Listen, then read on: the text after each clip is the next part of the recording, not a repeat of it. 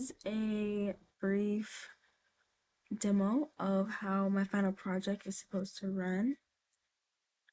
Um, Brief backstory. This is like a text adventure slash mystery type situation. Um, it's called The Vanishing at the Veranda. So it says, "Welcome to the Vanishing at the Veranda." It says, "You have just arrived to a quaint town known as Willowmere. Say hello to your home for the next week. Your cousin Ezra is finally getting married, but you wouldn't expect any less from a man like him. As you hop into your respective taxi, the driver indirectly asks for your name. Welcome to Willowmere." And this is where you type in your name. So I would,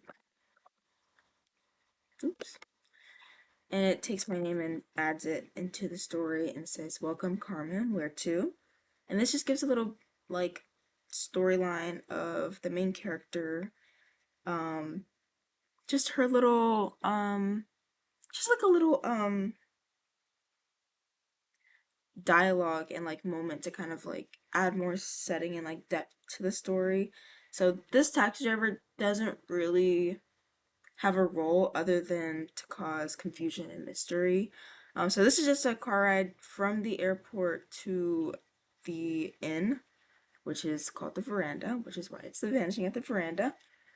You are the cousin of the groom in this case, and it's the bride that has vanished. Right. Okay. So this is just a little backstory, and he makes like a weird joke, and he's asking how old I am. This is from a previous project we did where you had to calculate how many months you are based on how old you are, and then like what year you turn 100. So that's kind of what he's doing here.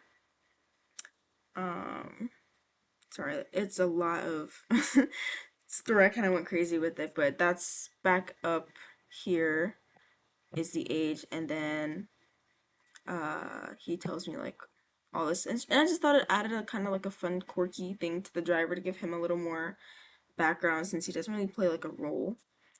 And then we continue with the story here, and I base this off of just a couple different like quaint town vibes and like Weeping Willow and like age gilded castle type estates, and like so that's kind of where they are.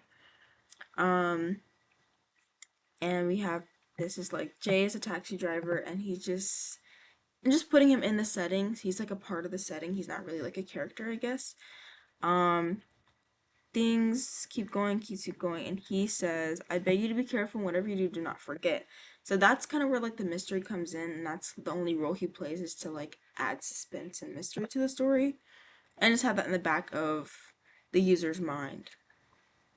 And then you continue, and we're meeting this character called Mikey. Mikey is a part of the bride's family, and that is her cousin. Okay. Oh, the bride's name is Estelle, and the groom is Ezra. And I guess I'm the user in this case, so that would be Carmen, and Mikey is Estelle's cousin. So I'm the cousin of the groom, he's the cousin of the bride. Okay. We just get introduced to him here. Um, yeah. And then this is kind of where like the story actually kind of gets started.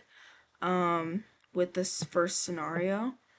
I really like the text adventure things that we've been doing, so I hooked that because I really like doing it.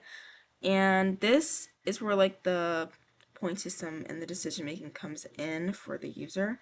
So I call the scenario wrong guest. Basically, the user comes in, she's like checking into the inn, and they can't find her name on the list. Shocker. And they're like, "We can't check you in unless you're on the list." And Mikey's like, "OMG, like she should be on there. Like she has an invitation. I know this for sure." And you have to make a decision on whether you insist you belong here, ask someone else to check, or pull Mikey to the side and see if something's kind of going on. This time we'll just say well, insist I belong here. So the result of that would be she relents and agrees to look again, but she clearly doesn't trust you. She writes something on a slip of paper you can't see. So due to this decision, you lose 10 memory and lose 5 sanity because her distrust makes you question yourself, like, should I be here? Am I in the right place? Like, did I RSVP? Like, that kind of questioning. But you don't mind that and you continue to your room, but the unease kind of lingers. And then since the memory isn't at 0 and the sanity is not at 0, the game continues. So if those one of those stats hit 0, like the game ends. So in this case, it says I have 90 memory remaining and 75 sanity remaining. So initially you start with 100 memory, 80 sanity, and those are like the health slash point system in this adventure. And since this is just like a brief overview and kind of like the first chapter, if you want to call it that, I just say thank you for playing Banshee of the Veranda, and then more scenarios are coming soon because they are. Thank you for listening.